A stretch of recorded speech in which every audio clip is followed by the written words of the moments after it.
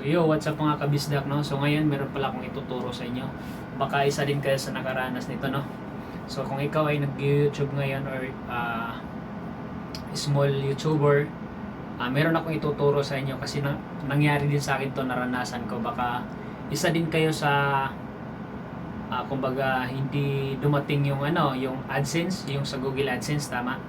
So baka isa din kayo doon na matagal nagantay or na-monetize na kayo, tapos after, kasi pag na-monetize tayo, after nung pag ma-monetize, kailangan natin mag-earn ng $10 para pwede na tayo mag-request ng tawag ito, pwede na tayo mag-request ng verification pin kay AdSense or kay YouTube.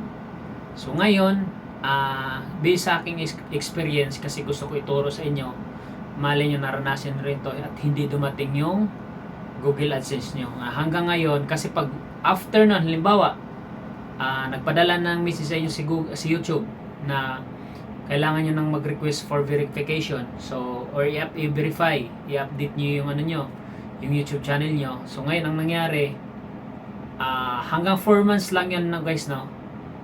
4 months yun kapag halimbawa, hindi dumating yung 4 months na yun, pwede kayo mag-request every 3 weeks, resend dun sa pin kung saan yung in-address yung pin or yung Google AdSense.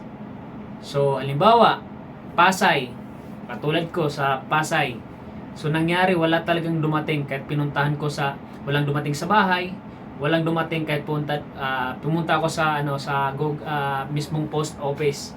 So wala talagang pinadala si YouTube na AdSense. Kasi napapanood ko sa may ibang nagdubli-dubli na. Kasi nga walang dumating. So lagi sila every 3 weeks. Sa loob lang na po 4 na buwan yun. Kasi kapag hindi mo makuha yan ng 4 na buwan, mag-i-expired or mag-i-stop yung AdSense or yung ads ng YouTube mo. So wala na siyang earnings. So nangyari kasi sa akin yun, guys. So after nun yun, nag-verified ako or nag-send ako ng kay YouTube noong May.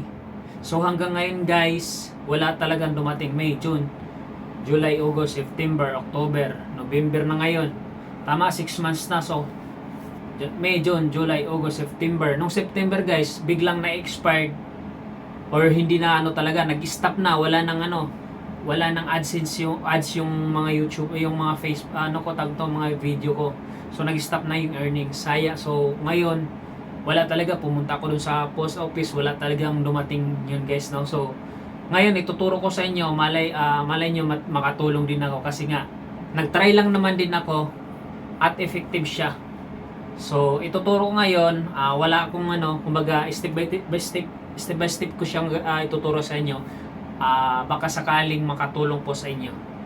Okay, so ang nangyari sa akin, nawalan ako ng gana kasi yun, hindi na ako nagpo-post ng video ko kasi gawa ng wala na siyang kumbaga ang tagal talagang dumating, walang dumating talaga sa akin. Tapos ang ginawa ko ngayon, ituturo ko sa inyo, guys, baka isa ka rin sa ganito na hindi dumating yung pin or yung AdSense nyo. So ituturo ko kasi nag-try lang din po ako. So ngayon, 'di ba dun sa YouTube studio nyo, since na doon, halimbawa pag nag-stop na or wala talagang dumating na Google AdSense sa inyo, so ang doon, nakikita doon is fix your AdSense, di ba? Tama? So may nakalagay doon, fix an AdSense. So yun, i-screenshot yun, guys, i-screenshot nyo. Okay, so after noon, pupunta kayo ngayon doon sa pinaka payment info information. Kasi may nakalagay kasi doon sa baba na kailangan sa verification sa information. So pupunta kayo na sa verification, may nakalagay doon na kailangan nyo, kung dumating man yung pin nyo, is kailangan nyo input doon yung pin para ma-verify na. Kasi si YouTube, nanigurado siya kung talagang ikaw ba yung may-ari niyan, ikaw tao ka ba talaga na gumagawa ng YouTube. So yun po, kailangan i-verify. Kaya yun pong purpose yung pin na yun. So kung wala ang dumating katulad sa akin na hindi talaga dumating, ang ginawa ko lang, guys, ganito. Screenshot nyo yun, yung for verification, screenshot. Tapos screenshot nyo yung sa tawag nito doon sa may YouTube Studio na may nakalagay doon fix your AdSense, tama. So screenshot nyo yan. Tapos after nyo guys, mag-picture kayo ng valid ID nyo kasi yung sa akin ang inano ko is yung driver license. So ngayon, nag-message ako sa ginawa ko guys, ganito na. Punta na tayo sa Google AdSense. Since na-screenshot nyo na yon at saka doon sa information for PIN or verification. Verify. So, na-screenshot nyo na. Ngayon, ang gagawin natin, pupunta na tayo sa YouTube Studio. So, may nakalagay doon, fix your AdSense. I-click nyo yun guys. So, mapupunta kayo doon. May ano doon sa ano. Basta may nakalagay doon. Nagsimula ganito. May mga instruction doon sa baba. Nakalimutan ko lang yun. So, scroll down mo siya pababa, scroll down, may nakita ka doon, contact us, basta may nakalagay doon for help, siya, customer service, parang ganon. So, kailangan kontakin mo si YouTube. So, mag-message ka doon, message ka, ganito nangyari, walang dumating sa pin mo, ilang buwan na. So, yun, after nun guys, since wala talagang at least, na-send mo na yung hinay mo sa kanya na wala talaga. Okay, wala talagang dumating. So after nun, may nakalagay doon sa scroll down ka lang ng scroll down, may makikita ko doon AdSense troubleshooting. So, yun ang pindutin nyo ngayon guys. AdSense troubleshooting, may makikita kayo doon kasi may click kayo doon 'di ba sa Google YouTube Studio. Yung fix your AdSense, may makikita kayo doon start, or ang ginawa ko kasi is Tagalog. Magsimula. Pindutin mo yon, may nakalagay doon. Tapos mapupunta ka na doon nakalimutan kasi wala kasi ako noon. Kaya itong tutorial ko na to, try nyo lang, baka makatulong ito. Okay? So, hahanapin nyo yung sa baba, scroll down. Hahanapin nyo yung Google AdSense troubleshooting. So, pagka-click nyo nung doon guys, may nakalagay doon, kailangan mong mag-fill up doon ng pangalan mo, tas kailangan mo i-send sa kanila, i-upload mo yung picture mo, harap, at saka likod. ID pala, valid ID. Tas after nun, isusunod mo na guys, kasi ang in-upload ko is 3. Yung in-screenshot natin. So yung in-screenshot natin, ang unahin yung pag-upload is, di ba, may fill upan ka nun, pangalan, address, ganito, ganon.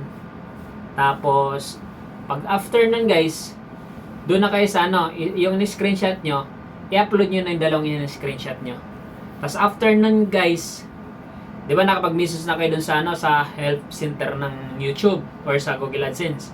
So doon na kayo sa Google AdSense or Google PIN AdSense troubleshooting. So doon na, i-upload nyo na, and then after nun, isa-submit nyo lang. Tapos, after nun guys, within 24 hours yung nangyari sa akin. So, grabe. Ito yung nangyari sa akin guys. Grabe yung tuwa ko kasi nga, wala na ako ng pag-asa. Sabi ko, hindi na Pero, tawag nito. Kailangan yung pala dun sa sa payment information nyo, nakalagay nyo dun. May nakalagay na kayo dun na tawag nito, bank account nyo. Kasi ganun din sa akin. Pwede dalawang bank account. So, pili lang kayo dun. So, ang nilagay ko kasi dalawa BPI ko at saka Union Bank. So, yun. After nun, so nagulat ako within 24 hours. Nagulat ako guys, tiningnan ko. Ayun, tungto ako, grabe. Bumalik na po yung ads ng mga youth or ads ng mga ng video ko. So, ganun lang ginawa ko.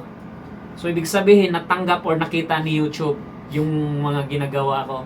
Yung message ko sa kanya, ganito, ganun. Hindi po dumating yung ko, ilang buwan na gusto kong kumita sa'yo, ganito. Kaya nang bahalang mag-English guys, di baling balik ko, basta maintindihan nila.